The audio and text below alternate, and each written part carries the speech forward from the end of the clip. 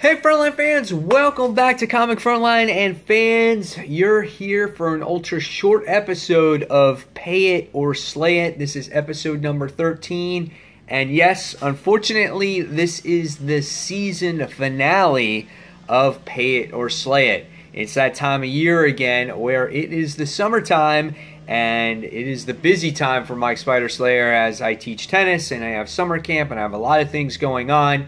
But this series is going to be done in season form. So back in the fall, probably around mid-August, you will see season 2 of Pay It or Slay It. And you'll get to see everything that you saw in this current season with the series.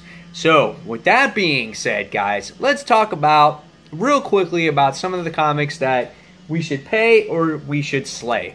First book I'm talking about is Secret Empire. That book, pretty badass. I definitely say you should pay for that book. The story of Captain America and this new Captain America that shows up is pretty awesome. So again, guys, pay for that book. Next book we're going to talk about is Injustice 2. I also say pay for this book. This book is awesome. It's like this Elseworld story. Obviously, it's a prequel to the video game, and we get to see badass evil Batman in here. But in this particular issue, we found out that it's not Bruce Wayne, because evil Batman and good Batman, yeah, they fight, and Bruce gets his ass kicked. So definitely pay for Injustice 2. Next book was Flash, issue number 22. Another book that I say definitely go out and pay for. This is a book that was a conclusion to this Button story, and what happens is it's really a 4-part teaser of what's going to happen in November when it comes to the Watchmen being involved with, of course, all this DC Comics and Rebirth and everything else. And we get to see Jay Garrick make his appearance in this book, so really awesome. Definitely, if for whatever reason you haven't been reading this series or the story of the Button, I say definitely pick up all the number 22 ones and 22s of Batman and the Flash. Alright, so the next book we're going to talk about is Green Lanterns, issue number 23. That's another book that I say, let's pick it up, guys. This is something that you don't want to miss.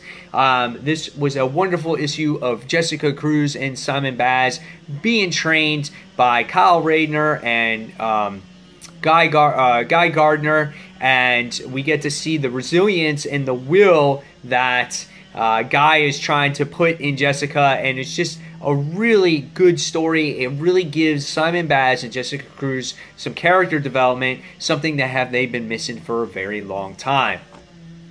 Alright, next book that I say, if you've been reading Invincible, I say pay for it. If you haven't been reading Invincible, I would say don't pick it up, because this is the series right now where we're coming to a conclusion. We're on part 4 of 12. After this story arc ends, the book ends, and we get to see this huge war that happens that's really started between the Vulturemites and Invincible and Eve and Alan and the coalition of planets. And man, oh man, this book is bloody, and this is when Invincible really shines in its gore. I think Ryan Otley loves when this happens in the book, and it's just insane. So I say definitely pick it up if you've been reading Invincible.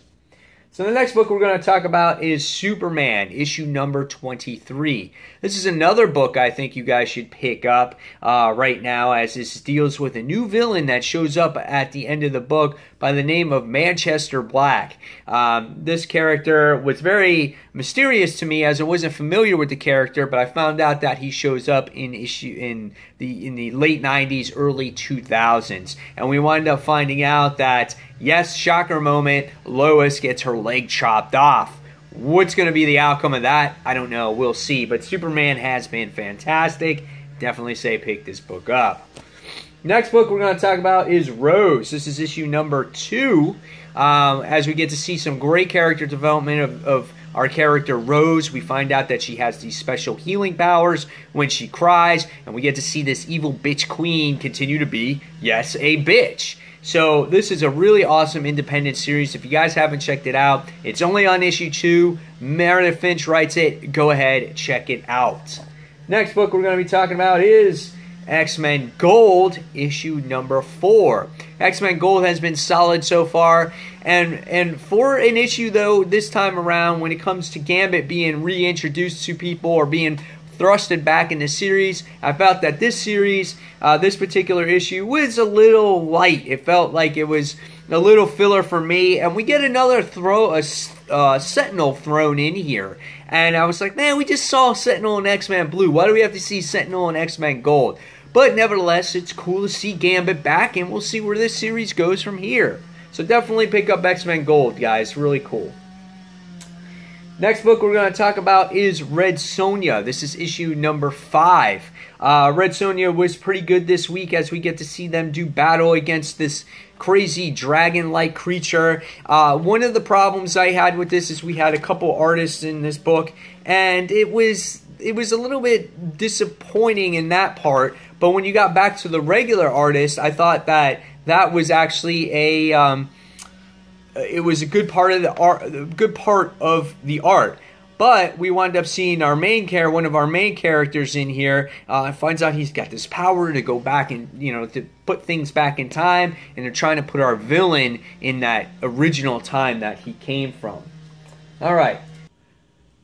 Teen Titans issue number 8. Teen Titans was an okay book. It wasn't as strong for me in the first part, as this story is crossing over between Titans, Teen Titans, Deathstroke, and an annual. This time you wind up getting to see how Kid Flash winds up getting captured by Deathstroke, and I felt that Kid Flash was a little bit gullible in this part.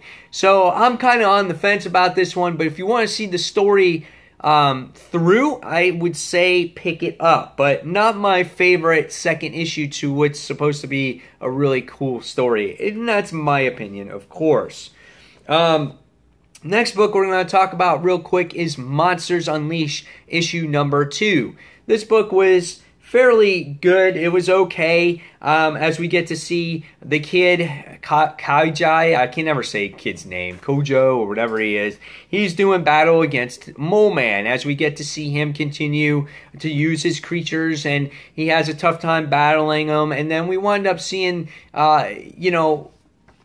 some interesting creatures, but the one thing I don't like too much about this book is that the artwork is kind of a little bit off for me. The facial expressions are a little bit weird, and I felt there's a lot of, maybe at times, a little bit unnecessary dialogue, but nevertheless, I like the fantasy part of Monsters Unleashed. I love the, originality of it, so I'm going to continue to read it, and I say, if you like monsters, I say definitely pick it up. Invincible Iron Man, issue number 7. For some reason, when it comes to Invincible Iron Man, I find this series, it's getting more and more boring. I feel like there's nothing really going on. We get to see more of really Riri Williams, I guess, standing around talking, making decisions of where she wants to go. I'm tired of AI Tony just yapping in her ear the entire time. She fights this delisted villain character in the book, and I feel like there's just not much going on that I feel progresses the story at all. I find myself every time reading it forgetting what happens and what's going on. So it's just really an uninspiring comic for me. I'm interested in the character, but I want something more. It feels like such a slow burn. So I definitely say slay this book. Don't pick it up at this point, especially with Legacy going to happen. Where is Riri Williams going to fit in all this? So we'll see what happens. All right, next book that I can say that I didn't like, obviously, was Generation X, issue number 1. Jubilee is one of the main characters. I don't like Jubilee as a vampire. She's chasing around her baby. The artwork is really off. This was like a cheap ripoff of Wolverine and the X-Men, but without Wolverine. And I don't know. I don't dig it. I did not like it at all. It was very generic type of ending. I'm not going to continue this. I say definitely slay this book. And the next book we're going to talk about is Batman issue number 23. Unfortunately for me, I found this issue really boring and I did not like it. I actually only read halfway through it. So that's very disappointing for me. I can see that this is kind of a filler story because we just got done with the Button story and we had to put something in there. But I didn't like the artwork. I was very bored with it. So I'm not going to say slay Batman because no one ever slays Batman. It's just if you want to skip this particular issue, skip this issue.